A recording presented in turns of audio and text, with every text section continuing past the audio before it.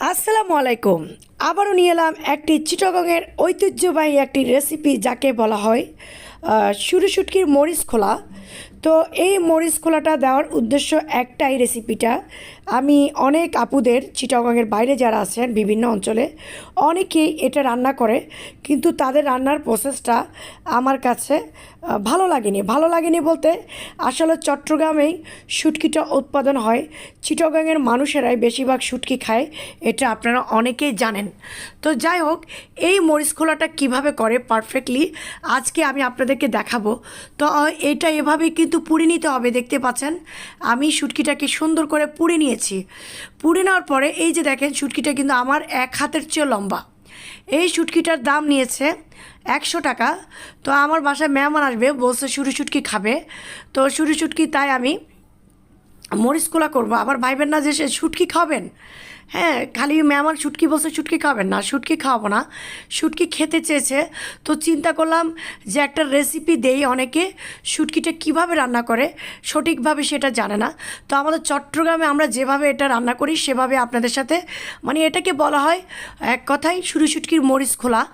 তো আমি এটাকে সুন্দরভাবে, দেখতে পাচ্ছেন সাইডের যে কাটাগুলো এগুলো কেচি দিয়ে কেটে নিয়েছি, তারপর বটি দিয়ে একটু করে নিচ্ছি, দেখতে পাচ্ছেন। এর আগে কিন্তু আমি চুলায় এটাকে ভালো করে পুড়ে নিয়েছি। তারপর আস্তে আস্তে করে যে দেখেন, মাথা থেকে আমি এটা কেটে নিব, মাথাটা ফেলে দিব। তো এই যে সাইডের যে প্যাডটা, এই প্যাডটাও আমি কেটে ফেলে দিব, এখান থেকে পুরোটাই কেটে ফেলে দিব।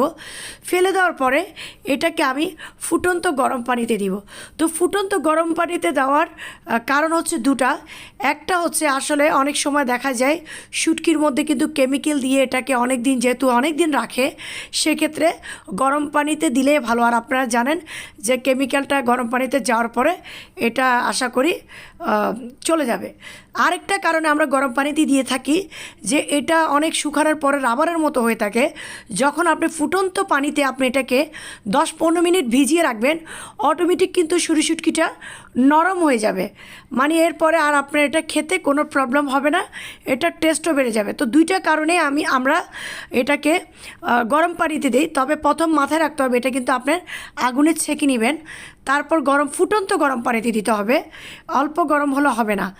তারপর এই যে দেখেন, আমি কিন্তু গরম পানিতে দিয়ে 10-15 মিনিট রেখে দিয়েছি। এরপরে আমি তেলের মধ্যে পেঁয়াজ ছেড়ে দিয়েছি।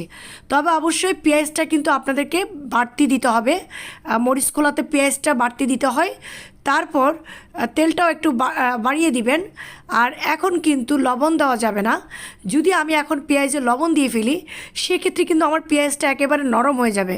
তো মরিচ খোলাতে কিন্তু পেঁয়াজটাকে নরম করে না, তো তাই আমি পেঁয়াজটাকে নরম করব না, একটু শক্ত শক্ত যেন এটা খেতে টেস্ট লাগে ভাতের সাথে, তাই লবণটা আমি একটু পরে দিব। তো আপনারা ভালো করে যদি রেসিপিটা খেয়াল করেন, আমার প্রিয় ভাই বোনেরা একবার ট্রাই করে দেখবেন, ইনশাল্লাহ আপনাদের কাছে ভালো লাগবে। তো আমাদের চট্টগ্রামে কিন্তু এই রেসিপিটাতে আদা বাটা, রসুন বাটা বা জিরা বাটা, ধনিয়া বাটা কিছুই দেয় না। এই যে দিয়ে দিলাম সামান্য পরিমাণ হলুদ, দেখতে পাচ্ছেন। তারপর দিয়ে দিচ্ছি মরিচের গুঁড়ি। তো মরিচের আসলে ঝাল যতটুকু খাবেন, তবে আসলে শুঁড়ি শুটকিতে বা ভর্তায় বলেন মরিচটা একটু বেশি দিলে মজা লাগে। তো আমি যেহেতু কাঁচামরিচ দিব, হ্যাঁ অবশ্য মাথায় রাখতে হবে যে এই মরিচ খোলাতে কিন্তু আপনাকে কাঁচামরিচ দিতে হবে। তো কাঁচামরিচ যেহেতু দিতে হবে, দুইটা কমিউনিকেশন করে আপনি শুকনা মরিচ, কাঁচামরিচ ওভাবে আপনি করে আন্দাজ করে দিবেন। তারপর আমি একটু করে কষানোর পরে, পুরো কষাবো না, পুরো কষানি আমার শুটকি সহ একসাথে হয়ে যাবে। এই যে দেখেন মাশাল্লাহ, এত সুন্দর করে আমি শুটকিটা ধুয়ে নিয়েছি। এই যে দেখেন কাঁটাগুলো কিন্তু ফেলে দিয়েছি। তো অবশ্যই প্রিয় ভাই বোনেরা মাথায় রাখবেন যে আপনারা কাঁটাগুলো কিন্তু মরিচ খোলাতে কিন্তু কাঁটাগুলো ফেলে দেয়, তাহলে এটার টেস্ট বেশি। হ্যাঁ, তো যারা তো জানেন তারা তো, তাদেরকে কিছু বলার নাই। আবার অনেকের হয়তো আমার এই রান্নাটা অনেকের উপকারে আসবে, হ্যাঁ হয়তো বা অনেকের উপকারে আসবে, আবার অনেকে হয়তো জানেন। তো যাই হোক, যারা জানেন না তাদের জন্য আমার এই রেসিপি। তো এই যে দেখতে পাচ্ছেন আমি কিন্তু দিয়ে নাড়াচাড়া করছি। তো ওই যে একটু সামান্য পানি দেখছেন, এটাকে আমি ঢাকনা মেরে কষিয়ে নিব।